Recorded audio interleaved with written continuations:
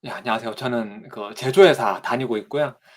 평범한 회사원입니다. 오늘 약간 구불구불 그런 좀 우여곡절 많으신 분들이 참석을 많이 하셨다고 해 가지고 그분들께 어떤 이야기를 좀 해 드리면 도움이 되실까 고민을 하다가 최근에 진행했던 사이드 프로젝트를 중심으로 자신을 어떻게 하면 좀 더 어필할 수 있을지 한 3 가지 팁에 대해서 말씀을 드릴까 합니다.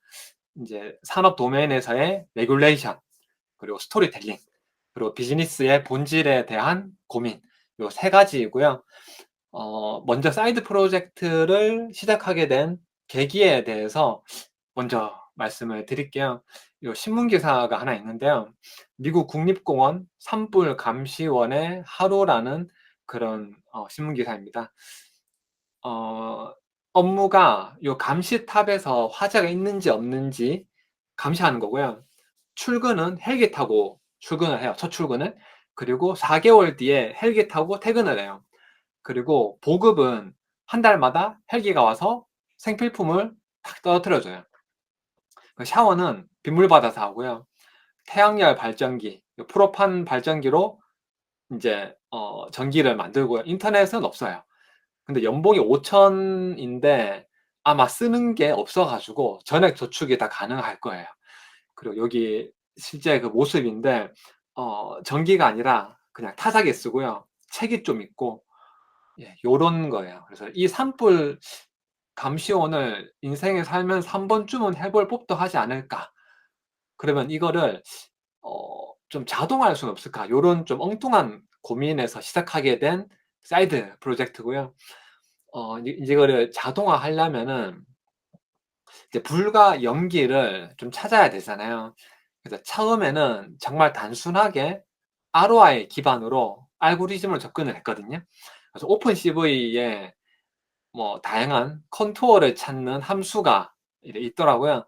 그래서 이 함수들을 좀 조합해 가지고 특정한 형태를 먼저 찾고 그 형태 내부에 빨간색이 있으면은 불, 약간 뭐 회색이라든지 검은색이 있으면 연기, 이런 식으로 접근할 수는 없을까 고민을 해 봤거든요. 근데 일단 특정한 컨투어 찾는 것 자체가 쉽지가 않았고요. 불과 연기가 아시다시피 이게 확산하잖아요. 형태가 없습니다. 그래서 멀리서 보이는 게 저게 구름인지 뭐 형태가 희미한 연기인지 컨투어를 도저히 잡을 수가 없었고요.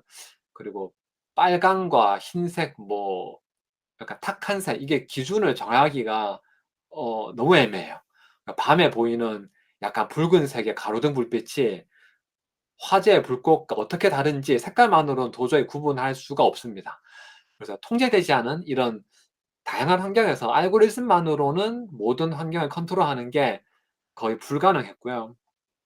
그 PDA라고, 제가 제약회사 다니거든요. 그 PDA의 P가 이게 parenteral이라고, 인제 비경구, 그러니까 입으로 먹는 게 아니라 주사라든지 혈관으로 투입하는 그런 의약품을 인제 parenteral drug 뭐 이렇게 매개를 하나 봐요. 그 PDA라는 이 가이드라인이 있는데 여기에서 인제 룰 베이스 알고리즘의 한계에 대해서 언급을 하고 있거든요. 그 일단 최적화에 시간이 되게 오래 걸리고요. 그리고 아주 작은 환경 변화에도 민감하게 반응을 할 수 있고 유지 보수가 굉장히 어렵다. 요런 얘기들이 인제 가이드라인에도 언급이 되어 있더라고요. 그런데 AI를 적용할 경우에는 좀 더 유연하게 대응할 수 있다는 그런 말이 있어 가지고 딥러닝을 적용하기로 했고요. 뭐 다들 아시겠지만 이번에 노벨상을 요 존 호필드하고 제프리 힌튼, 요 두 교수님이 수상을 하셨는데, 호필드 교수님 같은 경우는 신경학의 기본 이론을 제시하셨죠. 그 제프리 힌튼 교수님은 이제 백프로 역전파 알고리즘을 제안하셨고, 이제 역전파 이전에는 이제 오차를 약간 효과적으로 전파해서 학습하는 게 거의 불가능했잖아요. 그래서 딥러닝에서 레이어를 깊이 있게 쌓는 게 불가능했어요, 현실적으로. 근데 이분들 덕분에 이제 본격적으로 딥러닝의 시대가 열리게 된 거죠. 그리고 아까 제가 말씀드린 PDA에 CNN 기본 개념이 있는데요. 이미 아실 것 같아요. 근데 제가 정말 짧게만 말씀드릴게요. 이제 CNN에서 인제 필터가 이미지의 일정한 영역과 해당되는 각 원소를 곱합니다. 그리고 그 곱한 값들을 다 더해서 피처 맵이죠. 이제 피처 맵을 특징을 이렇게 만들어 냅니다. 이런 식으로 필터가 하나하나 이동하면서 이미지 전체를 스캔하면서 특징을 추출하게 되는데요. 이제 컨볼루션, 이제 합성곱은 서로 다른 두 가지 함수를 곱해서 더한다는 요런 뜻이죠. 근데 컴퓨터가 요런 연산을 엄청 빨리 한답니다. 그래서 멀리서 보면은 약간 나선형의 돌돌 말리는 이 회오리 같은 모양으로 진행이 됩니다. 그리고 CNN이 좀 그러면 어떻게 이미지의 특징을 추출하는지 좀 직관적으로 이해하실 수 있게 한번 엑셀로도 한번 구현할 수 있거든요. 이제 필터를 -1, 0, 1 요렇게 3 x 3으로 정했을 때 이제 RGB, 그냥 간단하게 RGB라고 할게요. 레드, 그린, 블루라는 각 채널의 색상들이 8비트래요. 그럼 8비트면은 2의 8승이니까 256 가지가 있죠. 근데 0 부터 하니까 255 까지 나올 거예요. 그래서 0,0,0이다. 이 말은 빛이 하나도 안 들어온다라는 뜻이잖아요. 그래서 검은색이고요. 255, 255, 255는 모든 빛이 다 받는 거잖아요. 그래서 흰색이 되겠죠. 근데 여기에서 제가 간단하게 1로 할게요. 0과 1로 이렇게 표현을 해 가지고 합성곱 결과를 한번 볼게요. 그러면은 여기 우측에 함수식이 다 걸려 있잖아요. 아까 말씀드린 그 합성곱 그 원소별로 다 곱해서 더한 건데 다른 애들은 다 0으로 희석이 됩니다. 예. 근데 약간 숫자가 높게 나오는 애들이 있거든요. 여기 보시면은 막 3 으로 높게 되거나 -3 으로 음수로 되게 커지는 값들이 있어요. 거기에 특징이 있거든요. 만약에 3 이다 그러면은 요 필터가 요 오른쪽 발, 그러니까 우측에 111이 세로로 있으면은 3 으로 크게 나옵니다. 예, 모든 값들이 다 그렇게 나오거든요. 마이너스일 경우에는 그 필터가 111 왼쪽에 걸칩니다. 그러면은 이렇게 마이너스로 값이 크게 나옵니다. 그럼 이게 무슨 말이냐면은 마지막에 합성곱 결과만 보면은 세로로 길게 뻗은 111이라는 값이 원본 이미지 어디에 있는지를 알 수가 있거든요. 이런 식으로 필터가 이미지 위를 막 이동할 때 고양이의 뾰족한 귀라든지 아니면 어떤 특징적인 부분에서 합성곱의 결과가 막 숫자가 높게 올라가. 그러면은 '아, 여기에 뾰족한 귀 모양이 있구나. 여기에 뭐 어떤 눈이 있구나.' 이런 것들을 알 수 있다라는 거죠. 좀 생략을 많이 했는데 이미지에서 오브젝트의 위치를 찾는 개념은 이 정도로만 잡고 일단 다시 넘어가 볼게요.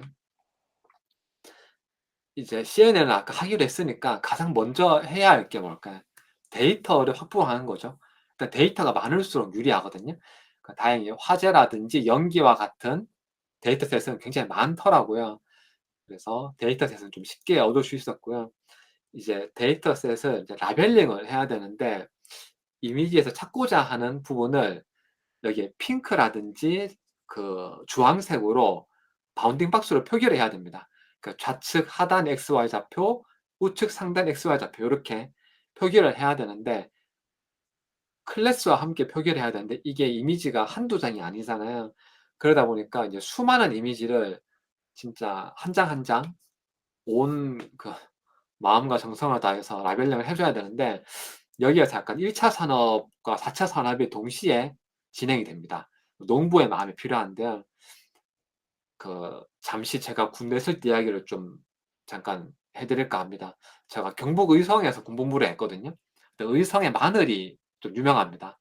근데 마늘 수확을 할 때는 인원이 좀 많이 필요해 가지고 제가 매년 마늘 수확할 때마다 마늘밭에 대민 지원 갔거든요. 뭐 드넓은 그 마늘밭에 쪼그리고 앉아요. 그 마늘을 제가 뽑거든요. 뽑으면서 한 발짝씩 이렇게 뒤로 가요. 뽑다 보면은 이제 허리도 한번 탁 펴고 하늘도 한번 보고 이제 얼마나 뽑았는지도 한번 다 확인하고 다시 쪼그리고 앉아서 마늘을 뽑거든요. 근데 이 작업이 데이터 라벨링과 굉장히 좀 비슷합니다. 단순 반복 작업이긴 하지만은 그 작업이 전체 결과에 되게 크게 영향을 미치거든요. 하다 보면은 이제 시간도 좀 잘 가고 좀 마음에 좀 약간 잡념이 좀 없어지는 그런 경험이었습니다.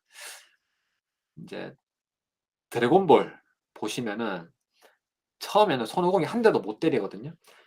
이제 악당한테 맞기만 해요. 근데 점점 이제 고통을 막 당하면서 나중에는 막 각성을 하거든요. 그러면서 인제 프리저가 막 깜짝 놀라요. 막 "허걱." 막 이러거든요. 이제 니체라는 분도 이런 말을 했거든요. "나를 죽이지 못하는 고통은 오히려 나를 더 강하게 만들 뿐이다." 이 말은 데이터 전처리하고 모델에도 똑같이 적용이 되거든요. 그러니까 데이터 전처리를 통해서 모델을 되게 각성하게 만들 수가 있습니다. 네, 특히 기존 데이터에서 다양하게 변형을 가해서 새로운 데이터를 생성하는 어그멘테이션이 인제 모델 성능에 대해 크리티컬한 것 같거든요.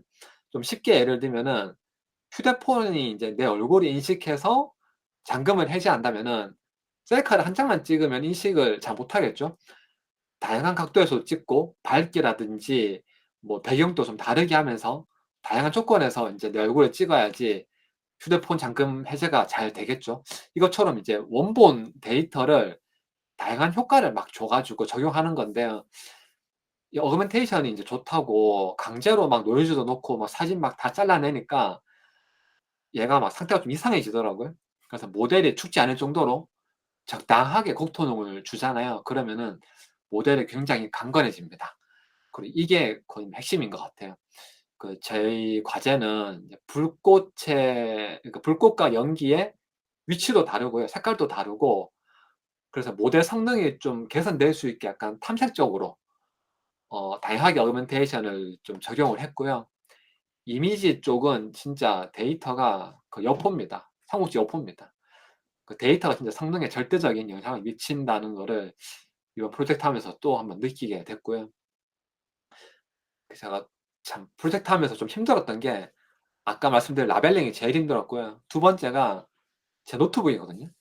제 노트북 메모리가 이거 8 기가 막 이거 8 메가 밖에 안 돼요. 8 기가. 크진 않죠. 근데 어그멘테이션 된 데이터를 모델에 넣으려니까 자꾸 이렇게 터지더라고요. 그래서 제한된 메모리로 최대한의 성능을 좀 내야 돼 가지고 좀 증대한 이미지를 다른 폴더에 새롭게 저장을 하고 그 이미지를 새롭게 모델에 넣는 방법으로 좀 메모리 부족 문제를 좀 약간 디토어를 했습니다. 그 제가 오늘 좀 데이터, 메모리 뭐 이런 하드웨어 요런 이야기를 좀 많이 하고 있잖아요. 이제 교육과 좀 실제 프로젝트도 좀 다른 점이 이런 것 같거든요. 교육을 만약 받으시잖아요. 그러면은 아마도 딥러닝의 기본 개념, 뭐 모델의 뭐 구조, 이론 이런 것들 중심으로 진행을 하실 것 같고 실습을 하시더라도 아마 결측치 하나 없는 아주 깨끗한 클리닝된 데이터를 제공해 주고 이걸로 진행을 하실 거예요. 근데 실무에서 프로젝트를 해 보시면은 아마 데이터 자체가 없는 경우가 허다하고요. 인제 시작부터 막막하실 겁니다. 그리고 어떤 뭐 이것 약간 제 개인 의견이긴 하지만은 이제 고객들은 약간 성능이 떨어지더라도 빠르고 이런 거를 선호하시는 것 같더라고요. 그러니까 성능 0.1% 올리려고 막 엄청 무겁고 느린 모델보다는 해커톤 다들 나가 보셨을 것 같거든요. 진짜 F1 스코어 뭐 0.01 때문에 순위가 막 바뀌고 이렇잖아요. 진짜 극한으로 성능을 올리려고 노력하시지만은 아마 실무에서는 가볍고 적당히 성능 잘 나오는 애들이 뭐 모바일 앱 요런 거 있잖아요. 이런 게 오히려 더 선호될 수 있을 것 같거든요. 이런 부분들은 진짜 실제 사이드 프로젝트를 해 보면서 이해할 수 있는 부분 같아요. 이제 지금까지는 이제 데이터에 대해서 제가 말씀을 드렸고 이제부터는 모델링인데요. CNN 모델 관련해 가지고 예시 하나 보여 드릴게요. 이제 갈톤 보드라고 약간 학습용 교재가 있는데 인제 흑과 백 구슬이 모여 있는데 인제 요 중간에 핀들을 거치면서 일정 수준의 핀들을 거쳐야지 흑과 백 구분이 됩니다. 인제 CN도 마찬가지거든요. 굳이 복잡하게 안 하더라도 그저 단순히 레이어를 좀 일정 수준 이상으로 쌓기만 하면은 그 성능이 굉장히 좀 좋아지더라고요. 인제 모델을 인제 구성을 했으면 그다음이 컴파일이잖아요. 근데 컴파일은 저는 좀 약간 좀 킥 윈을 하시는 것도 방법인 것 같아요. 사람들이 많이 쓰는 모델이 있거든요, 조건. 그 파라미터를 그냥 그대로 하시면은 좀 실패 리스크를 좀 줄이실 것 같아요. 옵티마이저는 그 다른 사람 많이 쓰는 거 있잖아요. 아담 계열로 해 가지고 하시면은 좀 쉽게 하실 수 있을 것 같고요. 이제부터는 이제 객체 탐지, 디텍션에 대해서 좀 말씀드리기 전에 히스토리부터 좀 정말 브로드하게 말씀을 드릴까 합니다. 이제 초기에는 인제 물체를 찾을 때 윈도우를 왼쪽부터 이렇게 오른쪽으로 이동시키면서 찾았거든요. 그 윈도우 사이즈는 고정을 해요. 그러면서 이제 동일한 이미지를 작게도 했다가 뭐 크게도 했다가 이렇게 하면서 윈도우를 찾았거든요. 근데 이런 방법은 단점이 있어요. 일단 오브젝트가 없는 영역도 무조건 슬라이딩을 해야 되고요. 그래서 비효율적이고 시간도 오래 걸리고요. 성능도 떨어질 수밖에 없겠죠. 그리고 동일한 슬라이딩이라도 가까이 있는 그 아이스크림이랑 멀리 있는 아이스크림이랑 인식을 거의 하기 힘들 거예요. 그래서 나온 게 오브젝트가 있을 만한 영역을 좀 이제 후보 영역을 추천하자. 요 모델이 나왔거든요. 인제 그 보라색의 그런 네모를 이미지 안에 그냥 던지는 거죠. 그 확률인데 운이 좋아서 그 안에 오브젝트가 있으면은 탐지가 됩니다. 근데 여전히 비효율적이죠, 굉장히. 그래서 RCN에는 인제 셀렉티브 서치라고 SS라는 알고리즘을 적용을 했는데요. 한 2,000 개의 영역을 생성을 합니다. 그러면 그 각각을 CNN에 넣어 가지고 판단을 하는데 그 추출된 피처들은 분류 모델에 넣어 가지고 클래스를 구분을 합니다.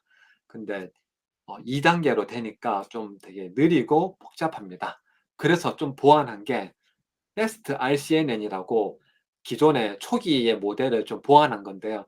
여기에서 인제 스페이셜 피라미드 풀링이 제한이 되었고 그다음에 또 나온 게 인제 투 스텝의 한계가 여전히 있기 때문에 Fast RCNN이 그다음 나왔거든요. 여기에서는 인제 RPN과 NMS 요런 것들이 인제 제한이 되었어요. 근데 투 스텝은 좀 한계가 있습니다. 왜냐하면은 오브젝트가 있을 만한 영역을 확률적으로 먼저 인제 착구의 위치를 먼저 찾고 디텍터를 그다음에 넣어 가지고 예측을 하다 보니까 느릴 수밖에 없고 그러다가 인제 나온 게 욜로거든요. 욜로도 다들 들어보셨을 것 같은데 음 제가 굉장히 다들 아실 거라서 구조만 말씀드릴게요. 인제 구글넷이라고 클래시피케이션을 위해 만든 모델이 있거든요. 그 구글넷을 끝에만 살짝 바꾼 게 욜로예요. 그러니까 마지막이 이제 fully connected 되기 때문에 공간 정보가 없어지잖아요. 왜냐하면 얘는 클래시피케이션을 위해서 만들었기 때문에. 그러다 보니까 욜로는 마지막에 그 컴브 레이어를 하나 넣습니다. 그래서 공간 정보를 그대로 남겨 놓습니다. 근데 욜로의 가장 큰 장점은 일단 빠릅니다. 진짜 빠르고요.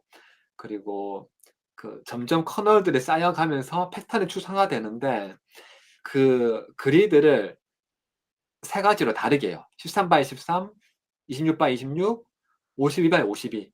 그러니까 약간 크게도 봤다가 정교하게도 봤다가 요 3 가지의 그리드를 다르게 설정을 하는데 3 가지 빛의 맵을 동시에 얻을 수 있습니다. 그러다 보니까 빠르죠.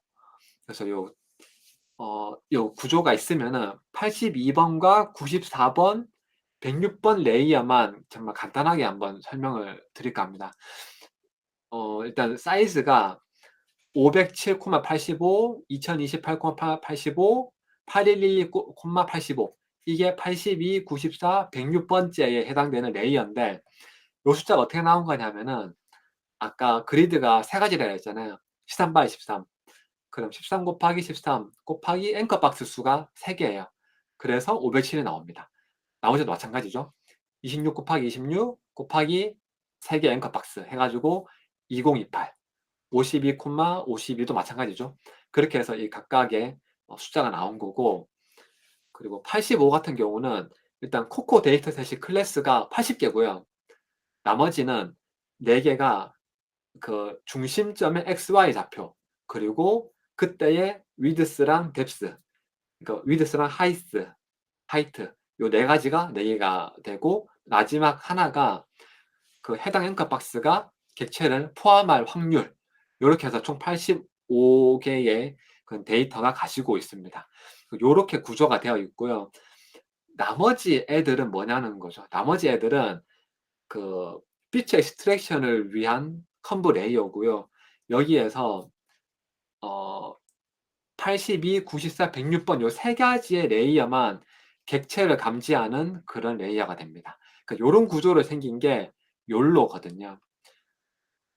그 지금까지 소개해 드린 디텍션 모델인 욜로하고 RCNN으로 제가 좋아하는 여화 몇 편을 한번 적용을 해 봤거든요. 이거는 아마 안 보신 분들이 많으실 건데 저는 중2 때 봤습니다. 25년 전 영화인데요. 쉔입니다. 빨리 막 뛰어가도 다 잡아냅니다. 위에가 욜로 밑에가 RCNN입니다. 그다음은 이제 나이덴 데이인데요. 음 오토바이가 인제 막 날아다녀도 오토바이인 줄 알고요. 그리고 오토바이 뒷부분도 찾아내고 도로 양옆에 주차된 스쿠터들도 다 잘 찾아냅니다. 예. 그다음 마지막은 존 윅이라는 영화인데요. 오토바이가 인제 빠르게 존 윅을 쫓아갑니다. 그래서 밤인데도 뒤편에 상가 건물이라든지 존 윅의 넥타이까지 잘 찾아냅니다. 예. 마지막은 한국 시리즈 우승했을 때 작년 건데요. 예. 사람과 야구 배트 이런 것들 다 잘 찾아냅니다. 그리고 마지막은 이게 저희 집입니다. 저희 집 주방인데요.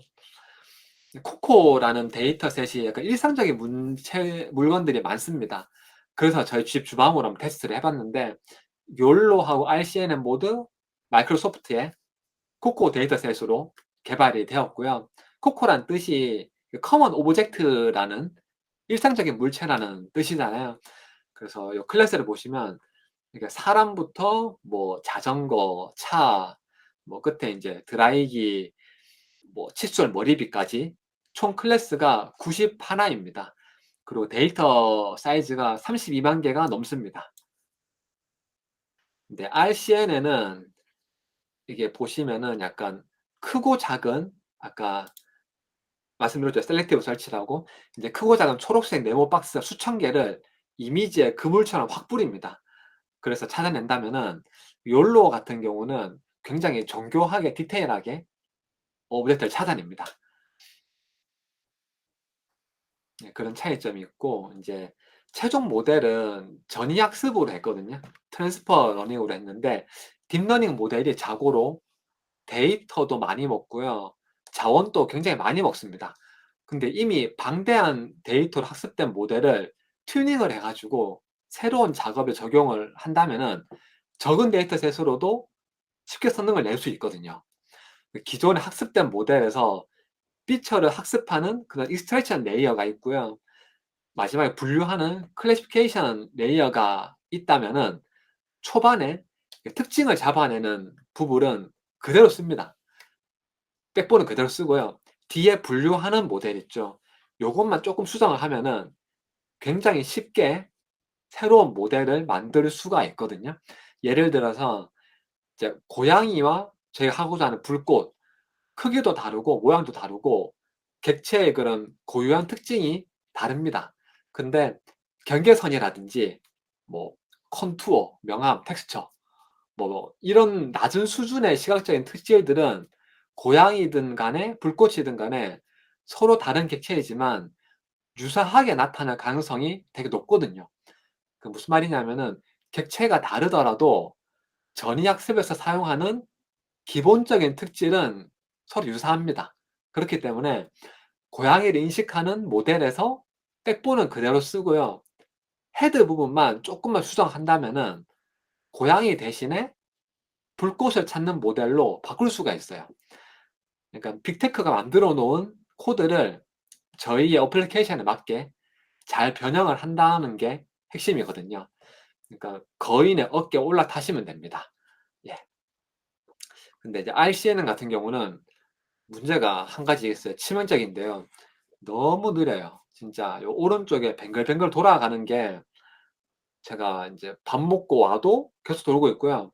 어디 막 좀 멀리 갔다 와도 계속 돌고 있더라고요. 보통 이제 우리 팀이 이제 이기고 있을 때 뒤에서 막 공도 돌리고 괜히 막 골키퍼 물도 마시고 이러지 않습니까? 근데 여기 보시면 반전이 전반전 10 분이에요. 얘는 시작하자마자 이러고 있거든요. RCN은 진짜 불러도 대답도 없고요. 진짜 속도가 느려 가지고 욜로를 하시는 걸 추천드리고요. 그리고 욜로 같은 경우는 이제 파라미터가 제가 썼던 게 1100만 정도 되고 이제 GPU 성능이 있고 욜로 버전은 8 인데 욜로가 한 10월 쯤에 10 일까지 나온 것 같더라고요. 예, 욜로 10 일. 근데 플라스크라든지 다른 이제 라이브러리에서 호환이 좀 잘 안 될 거예요. 그래서 배포까지 고한 이렇게 고려하신다면은 안정화된 버전이 약간 8 같더라고요. 그래서 저는 좀 10 보다도 8을 좀 추천드립니다. 이제 트레인이랑 밸리데이션 결과인데 한 25회폭 지나니까 로스가 막 뚝뚝 떨어지더라고요. 오버핏은 딱히 보이지 않았고요. 성능은 한 86% 정도 나왔고요. 그 IOU 임계값을 제가 95까지 올리더라도 한 65% 정도 잡아내더라고요. 그러니까 IOU 임계값을 95로 했다는 말은 굉장히 챌린지가 한계가 만들었다는 뜻이거든요. 되게 기준 높게 잡았는데도 불구하고 한 65% 이상 성능이 잘 유지가 되었습니다. 그리고 마지막이 이제 밸리데이션 측면인데 제가 왼쪽에 4 개가 정답이고요. 제가 인제 라벨링에서 제안한 4 개가 정답이고 오른쪽 4 개가 모델이 찾은 결과거든요. 근데 제가 되게 아까 경건한 마음으로 마늘밭에서 쪼그려서 일하는 심정으로 라벨링을 했다고 했는데 인제 불과 연기가 이게 네모가 아니지 않습니까? 그리고 굉장히 상세하게 라벨링을 하더라도 이게 확산한 형태라서 매 프레임마다 이게 달라요, 형태가. 그래서 정확하게 이거를 찾기는 굉장히 경계가 명확하지가 않습니다. 그리고 멀리 보이는 게 구름인지 연기인지 뭐 애매한 부분이 되게 많았고요. 이런 부분들 때문에 성능이 좀 저하된 것 같은데 이런 걸 잡으려면은 데이터를 좀 보강하는 거를 추천드립니다. 그러니까 2만 몇 장이었잖아요. 근데 애매한 거를 좀 명확하게 지표화하는 데이터셋이 강화된다면은 성능이 더 올라갈 겁니다. 그리고 음 이제 실제로 한번 돌려 볼게요. 제가 아까 플라스크를 한번 틀어 놨는데 잠깐만요. 이게 좀 소리가 들리실지 모르겠는데 이게 알람 소리가 사이렌 소리로 했다가 듣기 싫더라고요, 사이렌 소리가. 그래서 애기 웃음소리로 바꿔 놨거든요.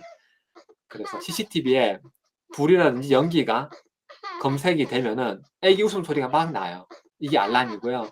그 영상의 그 위쪽에 보시면은 불이나 연기가 몇 분 동안 발견됐는지 시간이 이렇게 나와 있고요.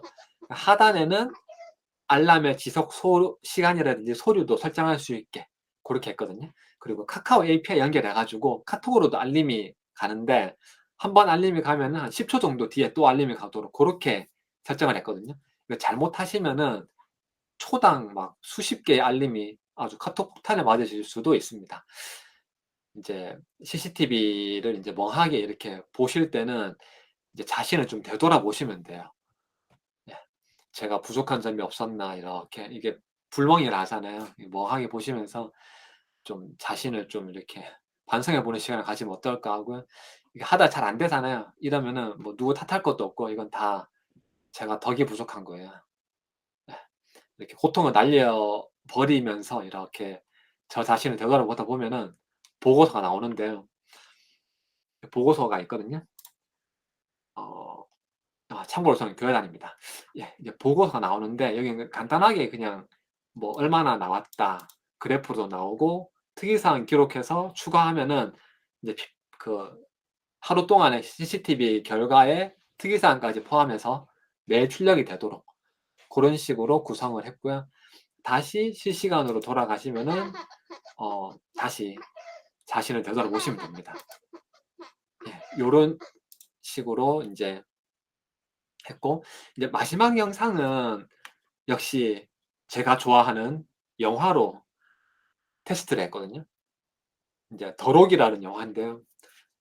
이 되게 비장한 장면인데 실제로 애기들이 막 웃고 있어요. 예. 그 원래 동영상에 초당 한 수십 장의 프레임이 있지 않습니까? 근데 그 프레임 수를 좀 조정을 해 보세요, 작게. 그러면은 성능이 좀 떨어지는 노트북으로도 CCTV 같은 것도 디텍션이 되기는 합니다. 근데 좀 속 터지긴 합니다. 예. 그리고 이제 파이토치 한국 사용자 모임이라고 있거든요. 여기에 보시면은 인터넷 검색을 해 보시면은 화재라든지 연기 이런 걸 감지하는 CCTV가 굉장히 많이 검색이 됩니다. 제가 인제 그분들의 경험치와 노하우는 되게 좀 존중하고요. 근데 이해도라든지 역량이 저보다 훨씬 높으실 거예요, 당연히. 근데 다만 그분들도 막 논문을 쓰면서 세상에 없던 CNN 구조를 만들지는 않으실 거예요, 분명히. 이제 불과 연기 데이터도 아주 모든 데이터를 직접 불을 내진 않았을 거예요. 결국 저희랑 비슷하게 백본은 좀 유명한 CNN 모델 썼을 것 같고요. 오픈 데이터셋을 파인 튜닝 하셨을 거예요. 근데 전반적인 접근법은 저희랑 크게 다르지 않으실 거예요.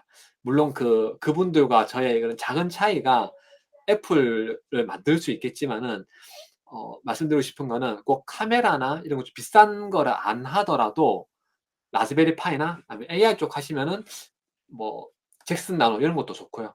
오픈 소스 하드웨어를 추가하시면은 실시간으로 이렇게 추론하실 수도 있고, 그리고 이거는 제가 한 건 아닌데 좀 좀 관심 있게 봤던 다른 분의 사례인데요. CCTV에 인제 머신 비전을 도입한 거거든요. 이제 카페에서 인제 회전율이라든지 생산성을 좀 극대화했던 사례인데, 고객들이 얼마나 앉아 계시는지, 그리고 직원들의 동선이라든지 작업 효율을 계산할 여지는 없는지 CCTV 영상을 좀 유의미하게 활용할 수가 있겠더라고요. 그 제 짧은 생각이지만 아마 포즈 인식이 추가되어서 일련의 포즈가 연속이 된다면은 요 컵에 플러스 1이 되는 게 아닐까. 그리고 오브젝트 트래킹도 적용이 된 것 같거든요. 그러니까 메타에서 샘2 이후에 사무라이라고 객체 트래킹 오픈 소스를 공개했잖아요. 저도 이거 이제 소개해 주는 소개 영상만 봤는데 앞에 장애물이 있더라도 아주 기가 막히게 트래킹을 해 주더라고요. 그래서 동영상에 아주, 아주 수십 장의 프레임이 있더라도 좀 처리 속도라든지 용량 문제를 좀 해결해 가면서 어 좀 쉽게 사이드 프로젝트를 해 보실 수가 있고, 또 '혹시 이런 기능 되나?' 하고 생각해 보실 수 있잖아요. 그러면 그 생각하시는 그게 되는 거예요. 예, 파이썬과 함께라면은 생각하시는 대로 다 하실 수가 있습니다. 만약 못 하신다면 그건 제가 못하는 거지 원래 되는 거예요. 예. 갑자기 뜬금없지만은 제가 좀 어떻게 하면 나를 어필할 수 있을지, 여기 계신 분들에게 좀 어떻게 하면 좀 도움되는 말씀이 있을까 고민을 해 봤는데, 첫 번째 팁은 이거거든요. 컴플라이언스 이슈거든요. 제가 아까 약 만드는 회사 다니는데 제약회사에 관심이 있으시잖아요, 만약에. 그러면 이런 식으로 어필을 해 보세요. 머신 비전 이거를 도입했을 때 당신네 회사가 어떠한 비용적인 이점이 있고 뭐 직원을 뭐 몇 명 더 감축할 수 있고 이런 게 아니라, 뭐 당장 투자비가 얼마 드는데 몇 년 내에 회수할 수 있다 이런 측면이 아니라 컴플라이언스 이슈로 전환하는 거죠. 그 제약 산업은 약간 허가 산업이거든요. 그 정말 좋은 신약이 있어요. 그래도 식약처 허가를 못 받잖아요. 절대 이거는 시판할 수가 없습니다. 사업을 할 수가 없습니다. 아까 말씀드린 PDA라는 가이드라인에 일정한 규격 이상으로 분량과 이물 검사를 하라고 되어 있는데, 그 기준을 못 맞추면은 당신네 회사는 약을 팔 수가 없다. 투자비가 많이 들더라도 이 시스템을 꼭 적용해야 된다. 이런 식으로 약간 접근해 보는 거죠. 이러면은 뭐 비용상 이점이 어떻고 요런 측면이 아니라 좀 전환이 플랫폼이 확 바뀌게 됩니다. 그리고 만약에 회사에 지원하신다면은, 뭐 제가 만약에 뭐 면접관에 자리에 간다면은 어떤 지원자가 GMP, 픽스, PDA, 식약처, 뭐 저희 업계에서 쓰는 용어가 있거든요. 저희가 쓰는 그 가이드라인이 있고 규정이 있는데, 그 저희 회사원들이 보는 그 규정에 뭐 용어라도 몇 개 넣으신다면은 저는 그분은 꼭 한번 불러서 같이 얘기를 해 보고 싶을 것 같아요. 이분이 알고 쓰셨나 그냥 쓰셨나. 예. 그러니까 이런 용어들을 좀 바꿔 보세요. 그럼 아마 석유화학이라든지 뭐 반도체 쪽도 그 산업 도메인에서 중시하는 그런 안전 뭐 기술 규범, 가이드라인 분명히 있을 겁니다. 그쪽을 좀 많이 한번 집중해 보시는 걸 추천드리고요.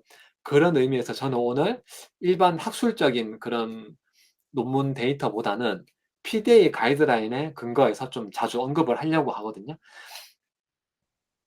그 인제 PDA에서는 요렇게 얘기를 합니다. 그 사람 이 임의 검사나 눈으로 검사하지 말고 뭐 "기계를 써라. AI를 써라." 이런 말은 어디에도 없습니다. 다만 음 AI를 썼을 때 장점이 뚜렷하다고 요런 얘기가 있더라고요. 일단은 생산성이 크게 증가될 거고요. 그리고 AI를 안 쓴 설비 같은 경우는 아까 알고리즘 말씀드렸는데 특정 조건이나 환경에 안 맞잖아요. 얘는 전부 다 불량 처리해 버립니다. 그 약 하나하나가 진짜 비싸잖아요. 근데 상업 제품에서 한 200개 연속으로 불량 처리되면은 오감지제 그러니까 falsely rejected 된 거니까 수율 뚝 떨어지거든요. 근데 AI는 그렇진 않다고 해요. 왜냐하면 그러니까 사람의 신경세포, 시신경을 쪼끔 모방한 거라서 굉장히 유연한 시스템이라고 하고요. 그리고 허용 기준이라든지 이런 것들은 좀 구체적으로 얘기는 안 해 줍니다. 그냥 당신이 생산하는 제품과 공정, 생산 시설에 맞게 적절하게 정해서 케바케로 진행하라고 하고요. 약간 뜨거운 아이스커피 요런 이야기도 있거든요. 그러니까 성능이 잘 나오려면 어느 정도는 복잡해야 되잖아요. 근데 너무 복잡하면은 모델이 너무 복잡하면은 또 좋을 거 없잖아요. 과식합되고. 그래서 "너무 뜨겁지 않은 아이스 커피를 만들어 달라." 뭐 요런 말도 있고요. 그리고 예 요런 식으로 얘기가 되어 있는데 좀 확실한 거는 속도가 개선된대요. 사람이 눈으로 하면은 1 분에 서너 개 자동으로 설비를 도입하면은 1 분에 20 개. 근데 AI에 적용된 자동화 설비를 도입하면은 "너네 회사에서는 600 개까지 가능할 것이다." 요런 말은 가이드라인에 딱 명시가 되어 있더라고요. 오늘 여기 계신 분들이 저는 굉장히 개개인의 역량은 저는 충분히 있다고 생각하거든요. 그러니까 제가 지금 근무하는 곳에도 보면은 요즘 입사하신 분들 보면 스펙이 굉장히 뛰어나더라고요. 그래서 이런 역량이 뛰어난 신입사원들에게 좀 어려운 업무를 맡기고 단순한 작업들은 시스템에 맡기면 어떨까? 그리고 저는 제조업도 앞으로 저희 선배들과 했던 거와는 크게 달라질 거예요. 저는 진짜 어 진짜 믿고 있거든요. 일하는 방식이 과거와는 크게 달라질 거예요. 이제 인도에서 화성으로 탐사선을 보내셨거든요. 요게 참 되게 인상 깊었는데 소달구지와 자전거로 로켓을 옮기셨더라고요. 저는 꼭 스마트 팩토리도 그렇고 꼭 돈 많은 동네에서만 할 수 있는 건 아니라고 생각하거든요. 간단한 사이드 프로젝트 같은 거 있잖아요. 무료로 할 수 있는 것도 되게 많고요. 계속 고민을 하다 보면은 막 소달구지로 이렇게 로켓을 옮기는 요런 아이디어가 나올 수 있다고 생각합니다. 그리고 제가 참 두 번째 드리고 싶은 말씀은 이거거든요. 모든 것이 스토리고요. 비즈니스도 마찬가지입니다. 예. 올해 서울의 봄이라는 영화가 좀 영화제에서 상도 많이 타고 흥행도 크게 했잖아요. 지금 또 현실에서 벌어지고 있잖아요. 근데 참 서울의 봄은 전 국민이 다 아는 뻔한 결말이거든요. 근데 그 뻔한 이야기를 스포를 모두 알고 있지만은 그 영화로 천만 영화를 만들었거든요. 그 비결이 뭐냐 하면 스토리거든요. 그 영화 시나리오의 조건에 대해서 좀 간단하게 설명되어 있는데 영화 시나리오가 3 막으로 구성되어 있대요. 그리고 8 개의 시퀀스가 있고 각각의 시퀀스에는 3 개의 에피소드로 구성되어 있대요. 정리하면은 총 한 편의 영화에는 24 개의 에피소드가 구조가 딱 그 잡혀 있대요. 이 구조를 따라서 얘기가 진행이 되면은 관객들이 흡입이 된대요. 이야기가 되게 텐션이 높게 유지가 되고 흡입이 좋으면서 되게 '그다음 어떻게 될까?' 되게 재미있게 흥미진진하게 이야기를 전개할 수 있다고 하거든요. 그리고 또 다른 사례는 중국의 이커머스 열풍 속 생존 대책은 인제 알리, 테무, 쉬인, 틱톡 쇼핑 요런 것들 아주 막 할인 쿠폰도 막 엄청 많이 주고 초저가로 물건을 내놓잖아요. 그럼 우리나라의 중소기업 아니면 저 같은 영세 업체들은 '이걸 어떻게 이기나.' 근데 이 교수님은 이렇게 얘기를 합니다. 각자의 브랜딩을 구축하고 콘텐츠로 승부를 걸라고. 결국 취업 시장도 마찬가지인 것 같거든요. 내가 그렇게 스펙이 뛰어나지 않을 수는 있지만은 '나를 좀 브랜딩할 수는 없을까? 나만의 콘텐츠와 스토리를 한번 고민해 보시면 어떨까?' 요런 생각을 해 보고요. 그 한 사람의 그러니까 사람을 사로잡는 방법이 있는데 그 JYP 재팬의 대표가 했던 얘기거든요. 그 스트레이 키즈라는 그 보이 그룹이 있는데 요 아이돌을 데뷔시킬 때 어떻게 했냐면은 처음 노래가 만들어질 때부터 뭐 팀원들 뽑고 연습생부터 이 모든 과정들을 콘텐츠로 전부 다 담았대요. 그렇게 했더니 출시가 됐을 때 사람들 되게 좀 많이 공감을 시켰다. 감동을 시켰다. 요런 얘기를 하더라고요. 그럼 저희는 어떻게 다른 사람의 마음을 사로잡을 수 있느냐? 결국 사이드 프로젝트거든요. 이거를 하면서 내 스토리를 만들 수가 있거든요. 그 집에 노트북도 아까 8 기가밖에 안 되는 안 좋은 노트북에 알바도 해야 되고 현실적으로 좀 되게 바빠요. 시간도 부족하고. 근데 이런 어려운 환경 속에서도 이런 재미있는 프로젝트를 해 봤다. 내가 그동안 고민하고 경험하고 실패했던 것들을 하나의 스토리로 한번 좀 만들어 보세요. 잘 만들어 보시면은 아까 24 가지 에피소드라고 했잖아요. 코미디도 낼 수 있고요. 재난 영화도 낼 수 있고요. 밀당만 잘하시면은 멜로도 될 것 같습니다. 자, 빌드업은 한국 축구에만 필요한 것은 아닌 것 같거든요. 지금 저기 다들 딥러닝을 잘 하실 것 같아요. 근데 딥러닝이 되게 어떻게 보면은 범용 기술이거든요. 그러니까 적용이 안 되는 분야가 없는 것 같아요. 근데 내가 하는 알바라든지 내 인생은 나만의 스토리잖아요. 한번 결합 한번 시켜 보세요. 스토리로 풀어내는 거는 아마 잼민이도 못하는 거예요. 그러니까 내 개인 경험을 아까 딥러닝과 연계해 가지고 풀어내는 거. 그리고 인도처럼 아까 소달구지로 뭐 로켓 끌고 그 처절하게 시도했던 이 모든 것들이 아마 감동을 주는 콘텐츠가 될 것 같고요. 그렇게 진행한 사이드 프로젝트가 잘 되면 제일 좋고요. 근데 실패하더라도 그 자체로도 의미 있는 스토리라고 생각하거든요. 엄밀히 말하면 서울의 봄도 실패한 이야기죠. 그죠? 그 면접관 앞에서 이제 실패한 스토리를 잘 한번 빌드업 해 보십시오. 네, 아마 감동을 주실 수도 있습니다. 그리고 마지막은 이 고민이거든요. 비즈니스의 본질에 대한 고민. 제가 말씀드리고 싶은 마지막 포인트인데요. 내가 지금 이 일을 왜 하는지 약간 근본적인 고민이거든요. 좀 그전에 제가 그 네이버랑 다음에 디자이너로 근무하셨던 요 조수영 대표님 요 분 이야기 먼저 하나 간단하게 한번 해 볼게요. 이분이 디자이너잖아요. 근데 디자인보다 사업을 먼저 고민했대요. 그 요즘 포털 사이트 보면은 네이버든 다음이든 제일 중앙에 길다랗게 해 가지고 광고창이 하나 있잖아요. 근데 이분이 제일 먼저 제안을 했대요.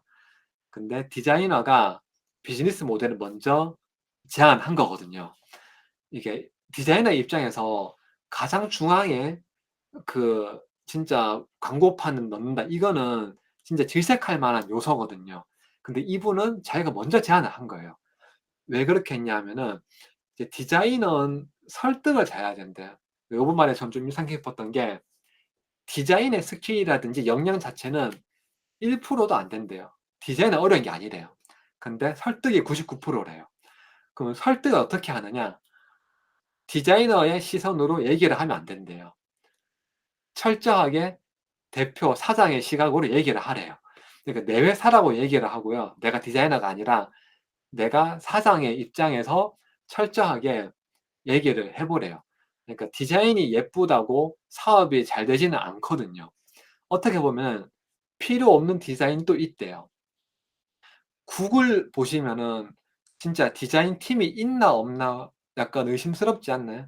저는 뭐 그냥 개발자들이 그냥 요렇게 뭐 합의해서 만든 거 아닌가 싶었는데 디자인 팀에서 그렇게 하기로 한 거라고. 그러니깐 디자인의 역량이 과하면은 오히려 사업에 방해가 된다. 그러니까 디자인의 요소를 최대한 빼자. 이렇게 해서 디자인 팀이 이렇게 쏙 빠진 거죠. 그게 디자인인 거죠. 비즈니스도 그렇게 그러니까 디자이너의 욕심이거든요, 어떻게 보면은. 이 얘기를 하더라고요. 제가 좀 말을 좀 길게 들었는데 여기에서 디자인 대신에 개발로 말을 바꿔 보시겠어요? 디자인보다 그러니까 개발보다 사업의 본질을 고민하는 개발자. 그러면은 개발자 입장에서 오히려 사업을 제한할 수 있거든요. 그리고 이런 생각을 한번 해 보시면 좋을 게 막 기능이 되게 화려하잖아요. 막 별거 다 돼요. 막 와 막 화려해. 근데 그렇다고 물건이 잘 팔릴까요? 쓸데없는 기능이라면 없는 게 낫거든요. 그리고 제가 처음에는 어떻게 뭐 발표를 하든 보고를 할 때 PPT에다 코드를 되게 많이 넣었거든요. 그 은연중에 제가 막 '이만큼 알 수 있다.' 이거를 좀 어필하려고 했던 마음이 있었나 봐요. 근데 점점 인제 저도 좀 연차가 쌓이고 나이가 들면서 점점 빼게 되더라고요. 그래서 어디 발표 장표라든지 이런 데 제가 코드를 한 줄도 안 넣거든요. 오히려 없을수록 설득에 유리하더라고요. 개발이 1% 도 안 되는 거예요. 그리고 어 정말 그 '기능 기술이 많다고 잘 팔릴까?'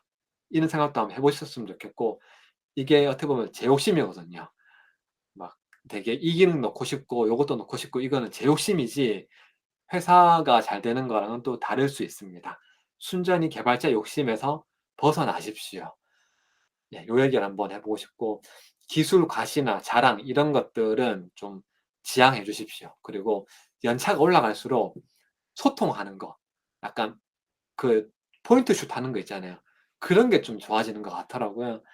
그래서 페인 포인트 요거만 탁 집어 주면 되거든요. 그게 진짜 잘하는 사람이거든요. 제가 최근에 했던 경험 하나 말씀드릴게요. 생산 스케줄러인데요. 나름 뭐 열심히 만들었죠.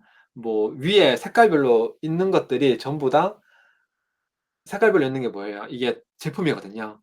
그러면 이 제품을 긁어서 드래그하면은 캘린더에 스케줄이 다 짜집니다.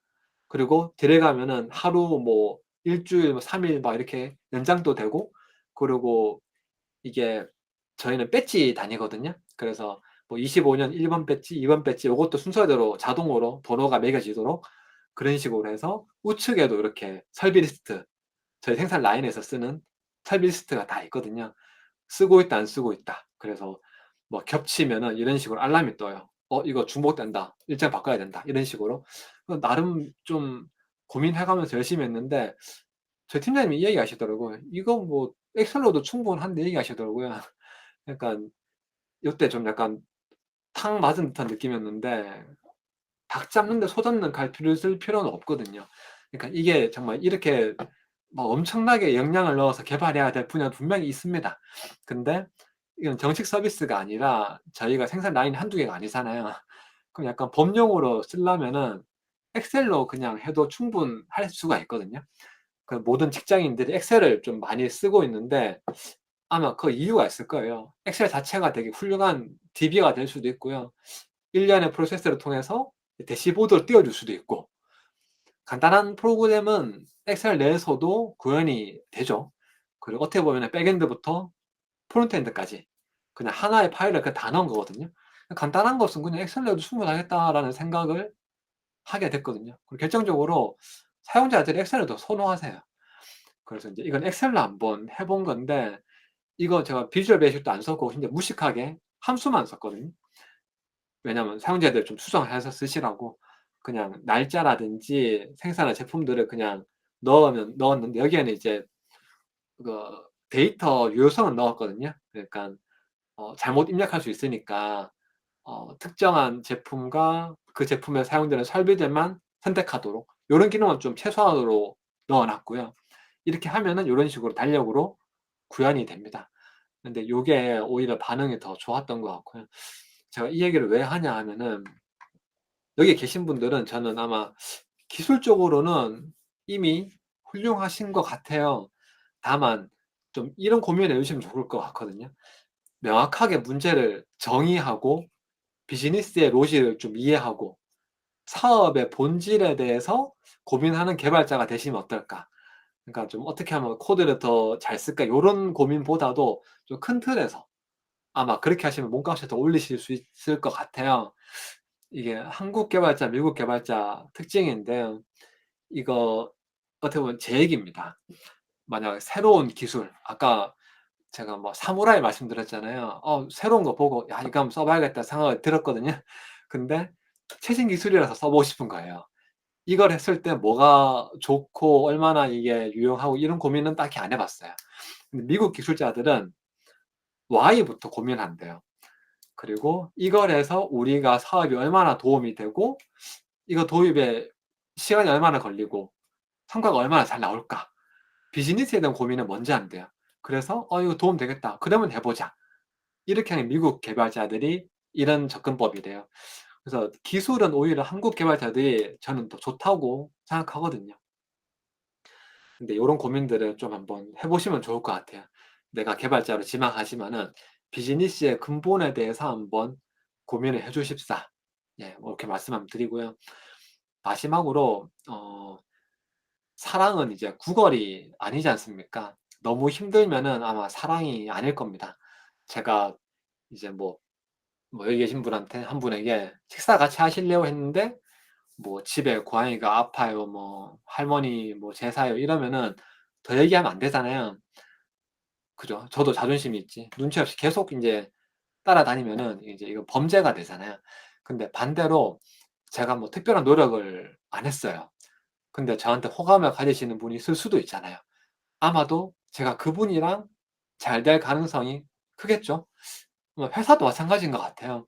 네 특정 회사나 시험에 계속 떨어진다면은 아마 저하고는 인연이 없을 수도 있을 것 같아요. 그런 회사는 뭐 힘들게 들어가도 저랑 잘 안 맞을 것 같기도 해요. 근데 솔직하게 내 얘기를 썼어요. "내가 이런 사람이고 뭐 이런 특징이 있다. 뭐 한번 같이 한번 일해 보고 싶다." 이렇게 솔직하게 썼는데 얼굴 한번 보러 오라고 면접 한번 보러 오라고 하는 데도 있을 수 있잖아요. 개인과 회사도 다 이렇게 좀 인연이 있는 것 같아요. 그럼 스치는 것도 인연인데 그러면 그 스치는 인연을 어떻게 만들 수 있느냐 하시면 내가 가고자 하는 회사가 있고 하고 싶은 직무가 있잖아요. 그분들한테 뭐 링크드인도 좋고요. 로켓펀치는 요즘 그 비즈니스 SNS 되게 많잖아요. 네. 찾아보셔 가지고요. 한번 커피책 같은 거 한번 남겨 보세요. 제가 아는 개발자분들은 다 착하시거든요. 아마도 흔쾌히 다 받아주실 겁니다. 네.